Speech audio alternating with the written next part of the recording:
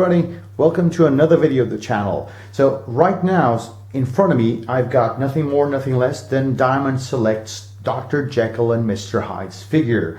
But before we focus our attention on the figure, I'd like to show you the DVD that I've got over here. So it's nothing more, nothing less than not one but two versions of this film. The first one is from 1931, although it says here 1932. It's a bit controversial. But from what I've researched, it was only premiered here in Portugal and I presume in Europe. So as you can see, this is the French version. So Dr. Jekyll and Mr. Hyde. Right, I sounded like a bit like hello, hello. Right now. It's from 1931. And what can I say, that this version was directed by Ruben Mamoulian, and it starred Frederick March. By the way, this gentleman, Frederick March, won the award for the Oscar for the best actor in this year, 1931. Okay, and he plays the troubled doctor. This movie is an adaptation of Robert Louis Stevenson's The Strange Case of Dr. Jekyll and Mr. Hyde, which was published in 1888, and it spins the tale of a scientist who takes a potion which changes him from a mild-mannered man of science into a homicidal maniac.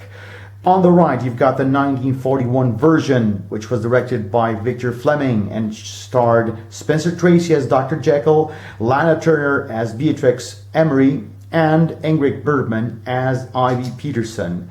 It was a remake of the 1931 original, which was not only a commercial success, but also very critically acclaimed. Okay, so this copy of the DVD, I don't know exactly where I got it. I know it was a bargain. I don't remember if I got it in a second-hand store or if I got it at the local supermarket, but it's got both versions of the film, okay, the 1931 and the 1941.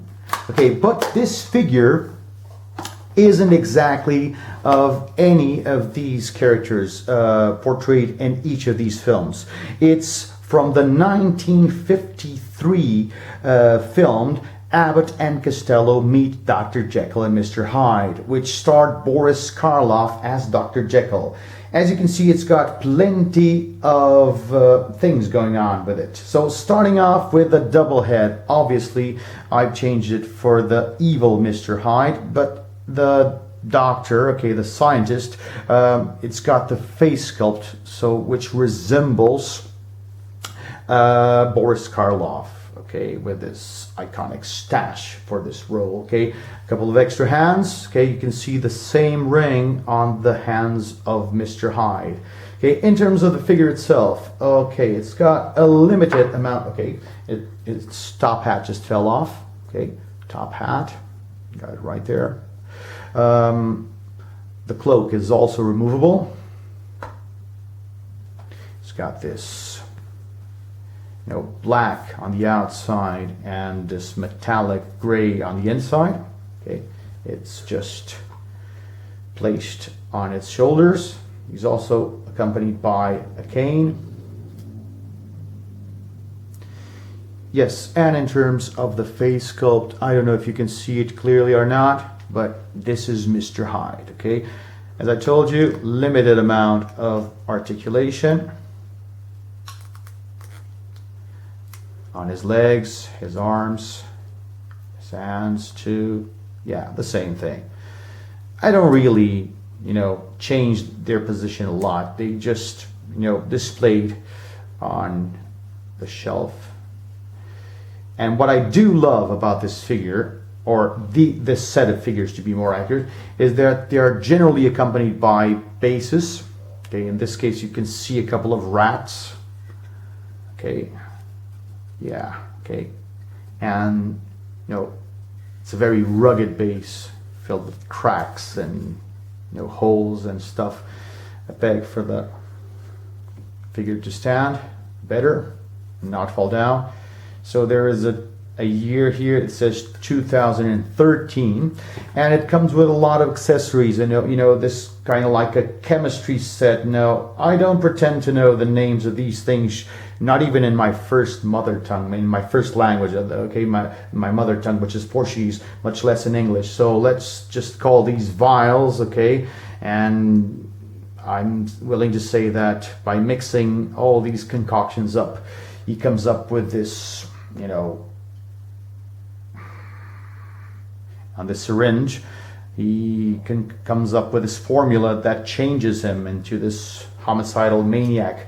I remember the name Benson Beak or whatever, but I'm not willing to, I don't know if that's for sure. So it seems to be stuck. These come out, all of them, and this bigger one should come out too, but it hasn't been moved in quite a while now, and I don't really want to break it. Okay, so there's a peg here that was holding it in place. Yeah, that's it. And it fits quite well with Frankenstein's monster, okay, the stretcher in which he is laying down, because you've got this whole mad scientist theme going on, okay? So plenty of accessories for him to be displayed with. All of these jars and vials and whatever, the plunger, syringe. Here we have him, another universal monster, this time Mr. Hyde. Okay, let me just place the cloak over his shoulders, see if he can stand. Yes, he can. Right, you guys, hope you've all enjoyed. It's been a blast as usual. See you soon. Take care.